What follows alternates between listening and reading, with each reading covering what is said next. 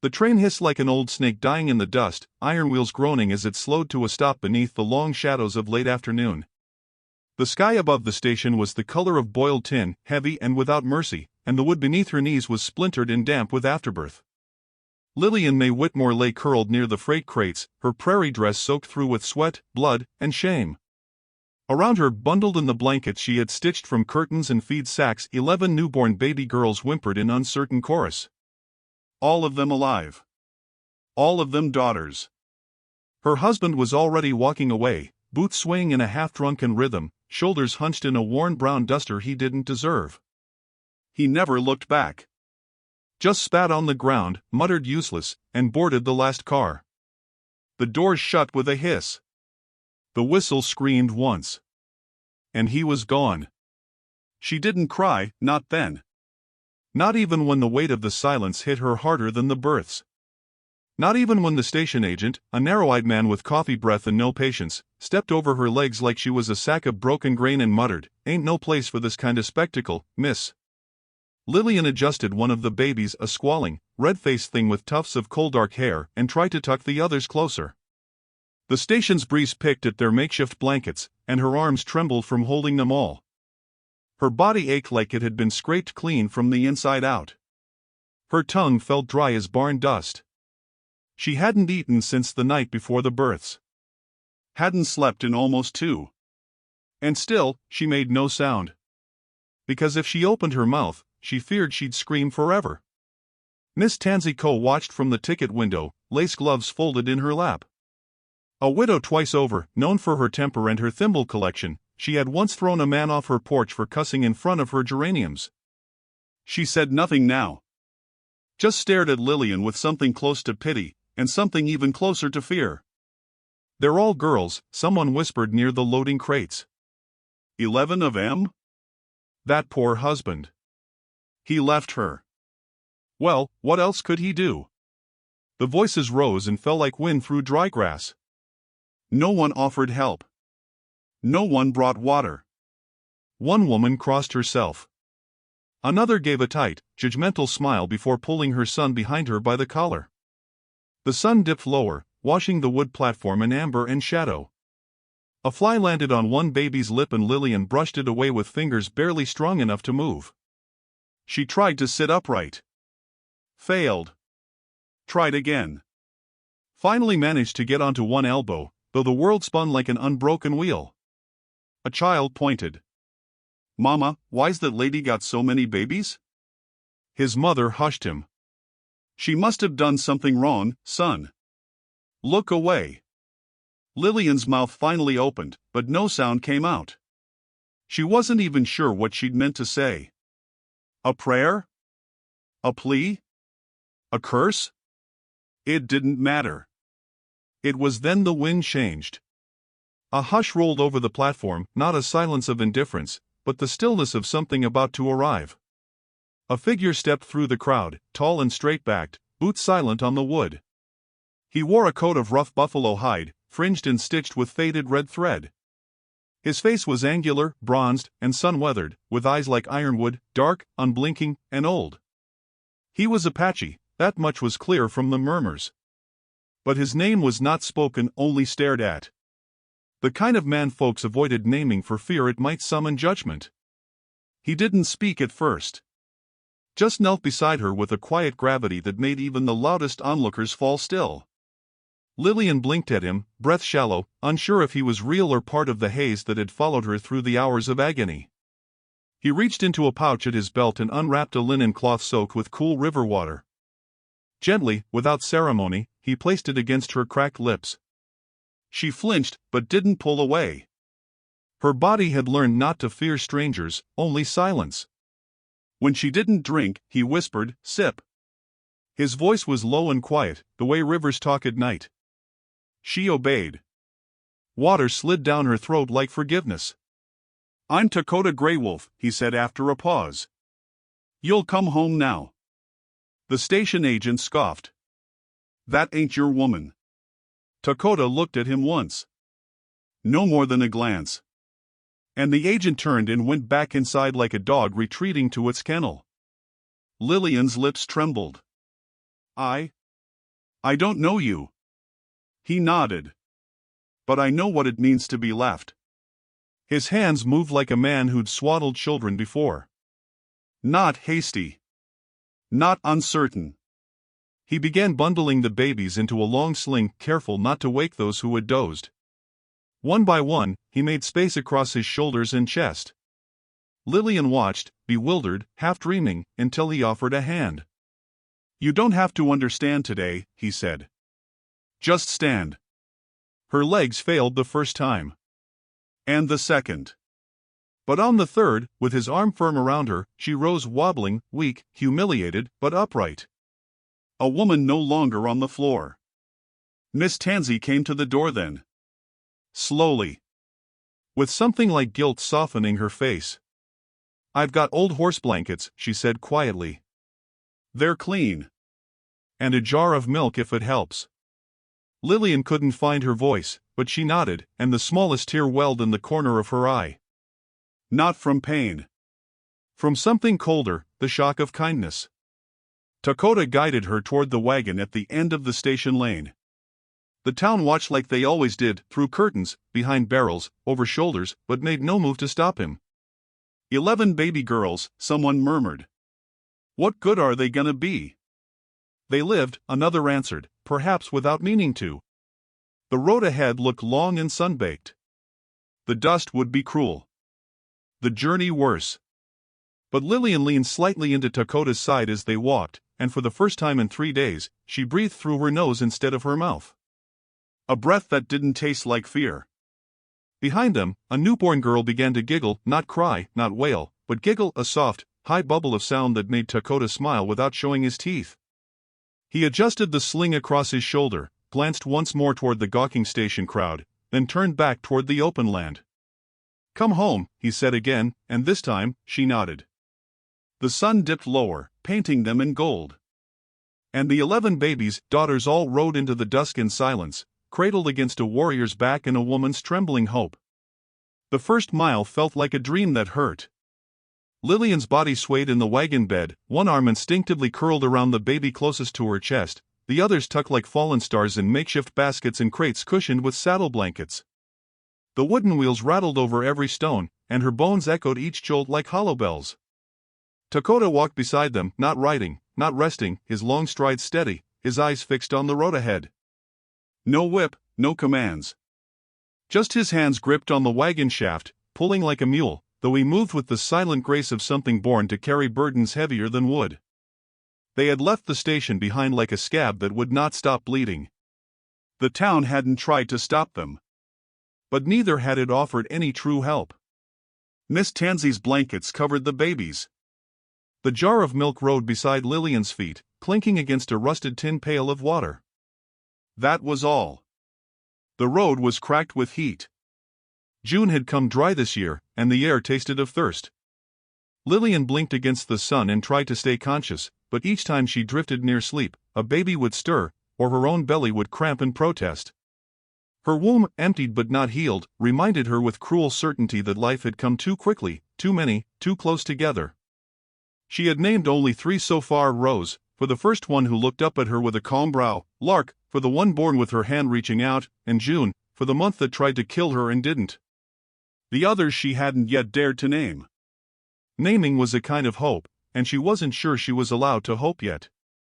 Dakota didn't speak much, not even when the trail narrowed between thorn trees or when the wheel caught a rut. When he did speak, it was to the horses, though they had none. Only his breath, his will, and his bare hands hauling them forward. His boots sank in dust. His braids swung low against his shoulders. His face never showed anger, never smiled, never wavered. Only calm. Only forward. She watched him once through the curtain of her sweat-matted hair and wondered what kind of man takes in a woman with 11 daughters and no shoes. You shouldn't, she rasped. He glanced at her without stopping. I can't repay, she continued, quieter. I don't even have shoes. His voice came soft but without hesitation. I'm not counting shoes. She looked down. Her feet were wrapped in strips of torn linen, soaked through with blood and dirt. She hadn't remembered walking from the station to the wagon. She hadn't remembered much after the word come. A silence passed between them like a long shadow, broken only by the coo of a baby reaching for her sister's hand. Lillian adjusted the girls gently, moving slow, always slow, as if the world might break if she moved too fast. They responded to her touch without fuss, small warm bodies used to hardship before they'd even learned to cry. Later that afternoon, the wagon stopped at a dry creek bed. Dakota said nothing but handed her the water tin, then stepped into the sparse mesquite to gather firewood. Lillian drank carefully, wetting her lips, then her tongue, before swallowing. When the sun hung like an open wound in the sky, he returned with enough wood to start a smokeless fire. He placed a flat stone atop the flames and brewed something from the pouch at his hip, leaves and bark and powder she didn't recognize. When he offered her the tin mug, she smelled mint and cedar. "For pain," he said. "And sleep." "I can't sleep," she whispered. What if one of them? They won't." He glanced at the cradle in the wagon, where 11 babies now lay quiet, watching the world through eyes too wise for their age. They were born to live. She sipped. The drink was bitter but not cruel. Her belly stopped aching after a while. Her hands, once curled in defensive claws, softened on her lap. She watched the fire's glow stretch across the grass, catching the edges of Dakota's face like brushstrokes in amber. "You said you lost your wife." "I did." "And your child." "Yes." "What was his name?" Dakota stirred the coals. "He didn't have one yet." Lillian looked down. "Mine never had a father." He didn't correct her. Didn't mention the man who had left her on the wood slats of the station, her arms full of crying, hungry proof. That man belonged to the past, and Dakota seemed to speak only in futures. She leaned back against the wagon wheel and tried to picture the road behind her, tried to feel loss, but what filled her chest was something different. Not hope. Not yet. But maybe the shape of it. The night came slowly, without fanfare, slipping between the trees like a hush that did not ask for permission. Crickets chirped. Somewhere in the dark, a coyote called. Lillian's eyes fluttered. She fought the pull of sleep, but the medicine and the firelight and the steady breathing of the babies lulled her downward. Before her eyes closed fully, she saw Dakota place his coat over the wagon's side rails. Not to hide them, but to shield them. From the wind. From the eyes of things that watched. She dreamed of cotton fields and clean linens and girls laughing. She dreamed of names, 10 of them rolling like soft pebbles across her palm. In the early hours before dawn, Lillian woke to the faint sound of humming. It wasn't in English, but she understood it anyway. It was a song sung low and slow, old as soil, deep as thunder. She turned her head toward the sound and found Dakota sitting cross-legged near the fire, one baby in his arms. "Rose." He rocked her gently, humming the ancient lullaby to the moon. Rose's eyes were wide, gazing up at him, and for a moment, it looked as if she smiled. Lillian didn't interrupt. She only watched. Something inside her chest ached, not from sorrow, but from a kind of awe that hurt worse. A man who would hum to a child who wasn't his. A man who would walk without horses. A man who saw 11 daughters and said nothing of curses or burdens or disappointment. When dawn came, Lillian found herself whispering their names into the morning air: Rose, Lark, June, Hazel, Beth, Eliza, Ruth, Hope, Alma, Mercy, and the last one, a little sleepy-eyed girl with her hand in her mouth. "Faith," Lillian whispered. Dakota looked up. "You've named them all now." "I didn't mean to," she said, blinking. He nodded once. "Sometimes naming is survival." She said nothing more as they packed the wagon. But her hands moved with new steadiness. When Dakota offered her his hand to help her back into the seat, she took it. The dust rose behind them as they set out again. Her feet still hurt. Her womb still ached. The road stretched long and merciless ahead. But Lillian kept one arm draped over her daughter's, and her eyes, tired though they were, watched the horizon instead of the ground. She did not know yet where they were going. But she no longer feared where they had been. And that was enough. Dakota walked ahead of the wagon once more, silent and sure. Lillian whispered to the sky, "Let this road carry us somewhere no one has to be ashamed of daughters." The wind didn't answer. But it didn't argue either.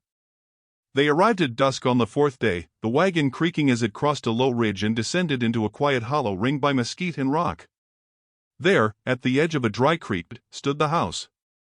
Not grand, not new, just a one-room cabin of stone and wood with a slanted roof, a sagging porch, and a red blanket hanging in the window like a signal to someone who'd never come.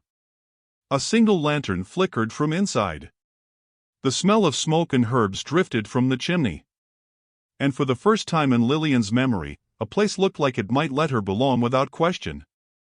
Dakota stopped the wagon just short of the steps and lifted the sling of babies from his shoulders, cradling it like sacred cargo. He didn't speak, but something in his posture shifted, shoulders slightly tighter, jaw set in a way that made Lillian wonder what this house had seen. She stepped down slowly, one hand clutching the wagon rail, the other pressed to her side. Her legs held, but only just. The girls stirred in their sleep. 11 small bodies curled in makeshift bundles, heads tucked like nesting birds. Lillian laid them gently on a quilt Dakota had spread on the cabin floor, her fingers adjusting hems and smoothing hair with a mother's quiet precision. Then she stood in the center of the room and looked around. The house was simple. A bed in the far corner, made but untouched. A long wooden shelf lined with jars of dried roots and seeds. A wash basin beneath a square window cut into the stone. A wooden cradle carved by hand, its corners worn soft by time and grief. Lillian's eyes caught on it. There was something sorrowful in its stillness. "She died here," Lillian said softly, not as a question. Dakota, stacking firewood beside the hearth, nodded once. "She made it to morning. Our son didn't." Lillian lowered herself onto a stool near the hearth. The air smelled of cedar and dried sage. Her fingers rested in her lap, trembling slightly, but her voice steadied. "You kept the cradle. I couldn't burn it." His voice was quiet, unashamed. "I built it with my hands. There is still love in the wood."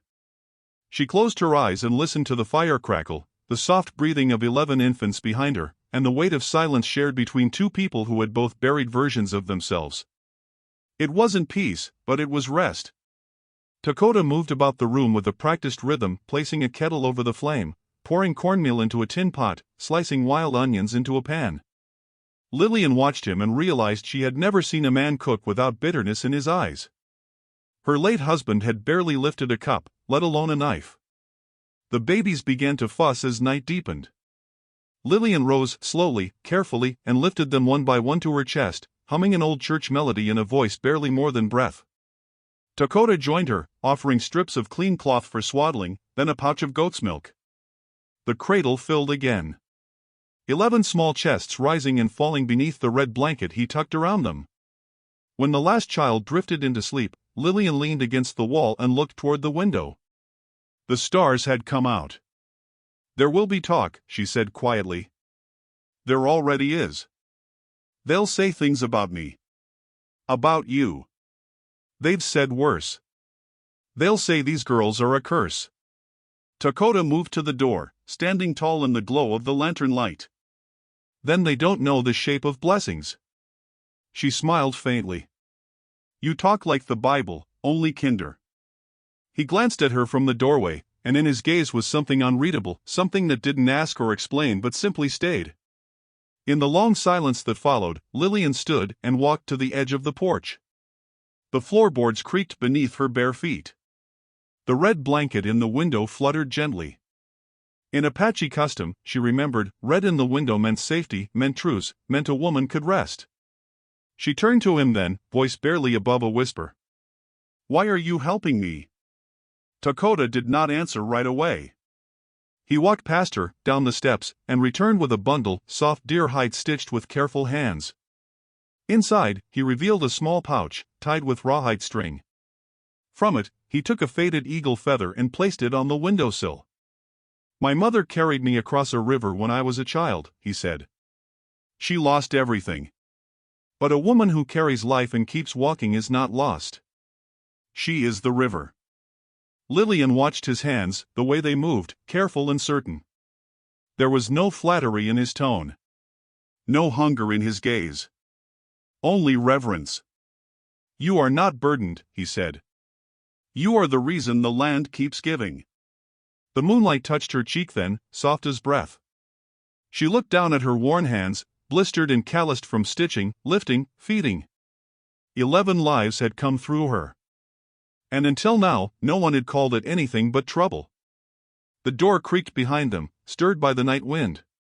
One of the babies stirred, a sleepy whimper rising like a question. Lillian moved to answer it without thinking.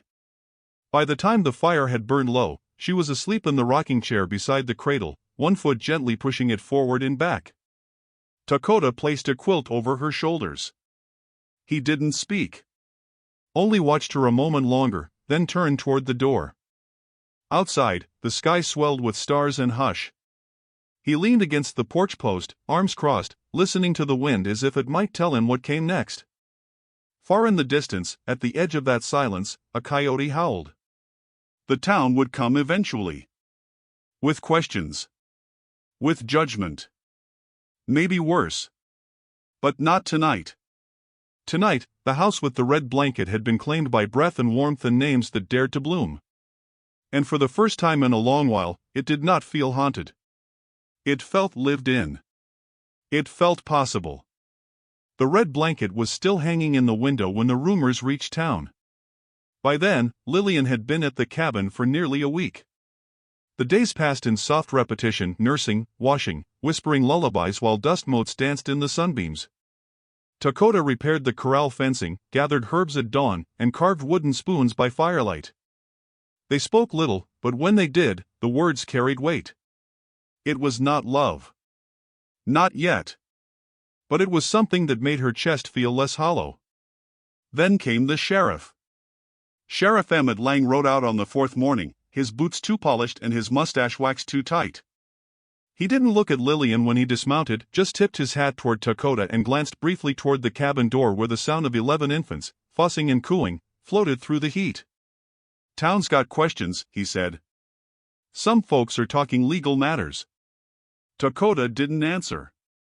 "They're saying the woman don't belong to you. And neither do the babes." Still, no answer. Emmett cleared his throat. "Her husband's come back.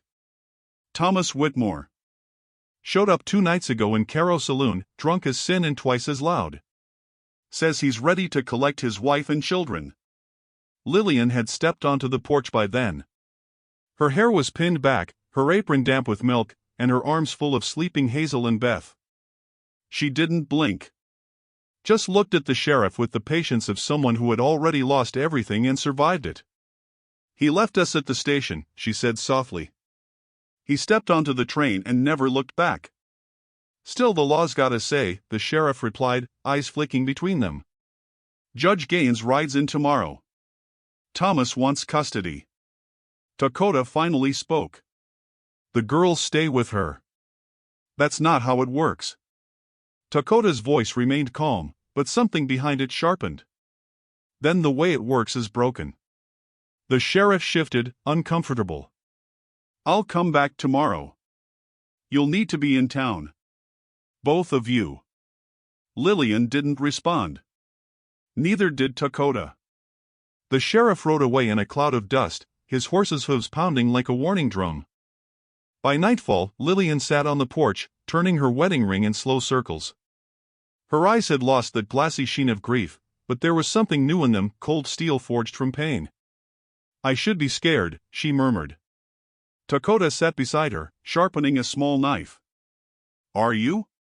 She shook her head. "I was scared the day they told me my first baby was a girl. I was scared the day I bled for 6 hours and he said it was God's punishment. But now?" She exhaled. "Now I know what I'm willing to stand in front of." In the distance, coyotes howled. Behind them, the girls stirred in their cradle. Lillian rose, tucked the red blanket tighter into the window, and lit the lantern. The next morning, the wagon rolled into town slowly. Dakota drove. Lillian sat beside him, dressed in a clean calico gown, her hair neatly braided. 11 girls nestled in 3 wicker baskets behind them, bundled in soft muslin. Their names had been whispered into the morning air like prayers. The town gathered like cattle at a fence line. Whispering. Judging.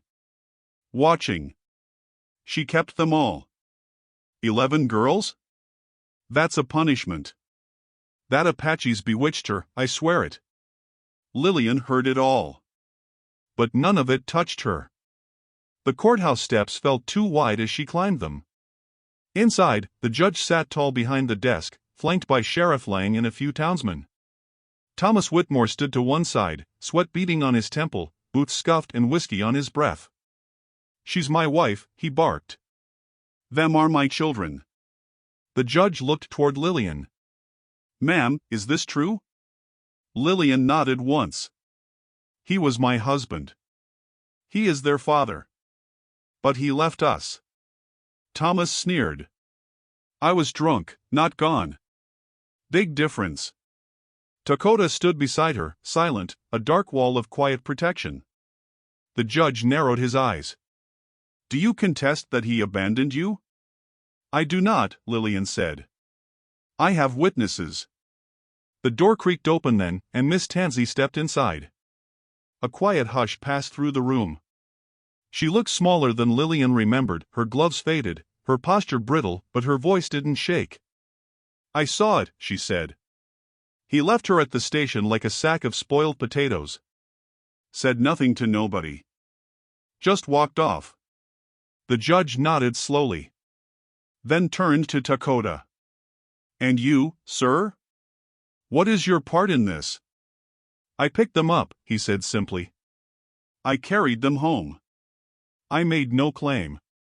"But you shelter them now." "Yes." "Why?" Dakota met the judge's eyes. "Because a woman and 11 daughters were left in the dust. I have a roof. That is all." Thomas scoffed. "He just wants her for himself." "No," Lillian said firmly, stepping forward. "He never touched me. Never asked me to stay. Never asked me to leave. He just carried us when no one else would." A pause filled the room. One of the babies, Mercy, let out a sudden cry. Lillian turned, lifted her gently, and soothed her against her chest. Her movements were natural, maternal, fierce. The courtroom saw it. They saw the curve of her spine, the strength in her arms, the quiet fury of a woman who had finally realized what she was worth. The judge leaned back in his chair, eyes thoughtful. "Then, this court sees no reason to remove the children from their mother. Nor any evidence that the father is fit to raise them. The children will remain with Lillian Whitmore. This hearing is closed." Thomas slammed his fist into the bench, but the sheriff caught his arm before it could rise again. "Enough," Emmett said. "You had your chance." Outside, the town watched from porches and windows, behind fence slats and barrels. They didn't speak. They only stared. Lillian met their gazes one by one and did not look away. She stood straighter now. She didn't need their kindness. She had survived their silence.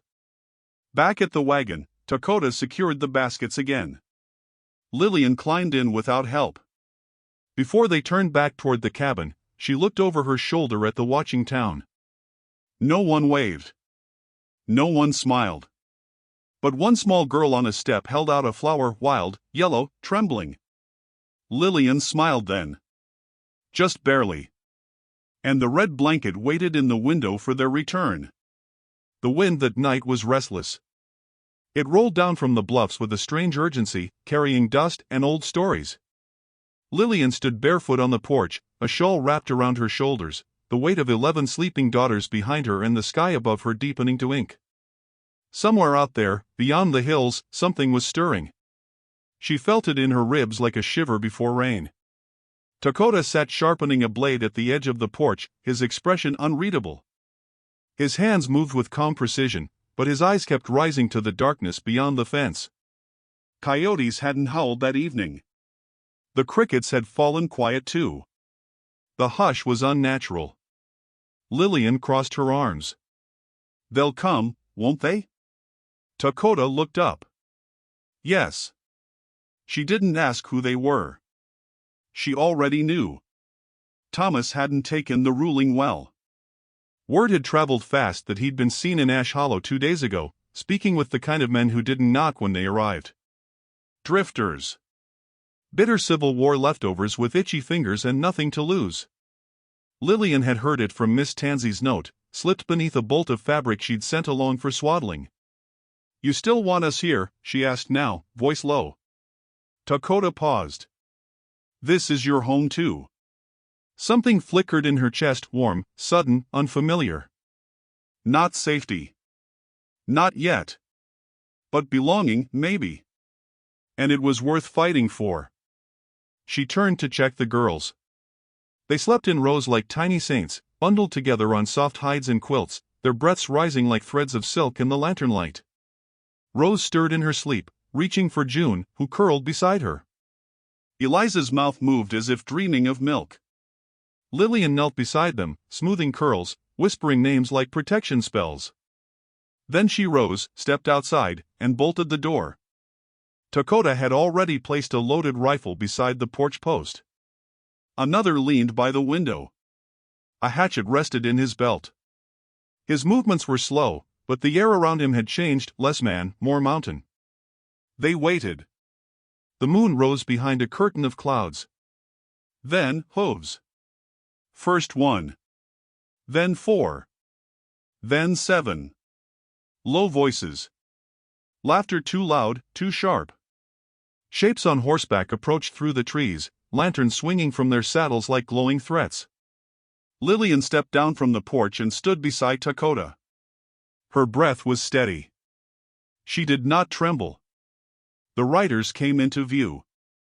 Thomas rode at the front, his face bloated and red, his hat tipped back like a crown. He grinned when he saw her. There she is, he said. Thought you'd play mother hen with that redskin long enough to forget who you belong to. Lillian didn't move. I belonged to no one who left me at a train station. He spat. You always were mouthy. Must have come from carrying too many girls. The others dismounted behind him. 7 men. Rough jackets. Whiskey breath. One chewed tobacco. Another held a torch, already lit. The wind picked up, tugging at Lillian's shawl. This here's my land, Thomas declared. My house, my woman, my spawn. I got every right. No, you don't, Dakota said, stepping forward. His voice didn't rise. It didn't need to. It landed like a nail into wood. Thomas chuckled, slow and greasy. You think you can keep them with your old ghost stories and a fireplace? Dakota took one more step. I don't keep them. They stay. Lillian reached for the rifle beside the porch, lifting it without hesitation. Her fingers didn't shake. She held it not like a weapon, but like a promise. One of the men stepped forward, grinning. We ain't here for talk. Dakota moved before the man finished his breath. A flash of blade, a twist of wrist, and the man was on his knees, screaming through a gash in his palm. Blood hit the dust. The torch dropped and fizzled. Chaos bloomed. Another man lunged. Dakota kicked his leg out from beneath him. Lillian raised the rifle, aiming square at Thomas. Try me, she said, voice quiet as snowfall. Thomas hesitated. For the first time, his bluster faltered. You ain't gonna shoot the father of your girls. She didn't blink. You're not their father. You're just the reason they cried louder. Behind them, the cabin door creaked open. 11 voices rose, soft and sweet, crying in unison. The sound pierced the night like church bells, holy and terrifying. Thomas stepped back. You're both insane. Dakota stepped forward again. Leave now. Or the land will decide what you're worth. For a breathless second, the world held still. Then, slowly, the others backed away. One dragged his bleeding friend. Another cursed under his breath. Horses snorted in protest. Thomas lingered. Stared at Lillian. You'll regret this, he hissed. She didn't look away. I already did. Then I stopped. He turned and climbed onto his horse. They rode off, not with fury, but with something worse, shame. When the dust settled, Lillian finally exhaled. She lowered the rifle. Her hands were clean, but her heart beat like thunder. She turned to Dakota, expecting relief or triumph, but his eyes were on the cabin. Smoke. A thin tendril rising from the back window. Then flame. One of the torches, flung in anger. Dakota ran before she did. Through the door, through the rising heat. Lillian followed, covering her face with her shawl. The cradle was already catching. Fire bloomed along the wall. She screamed the girls' names.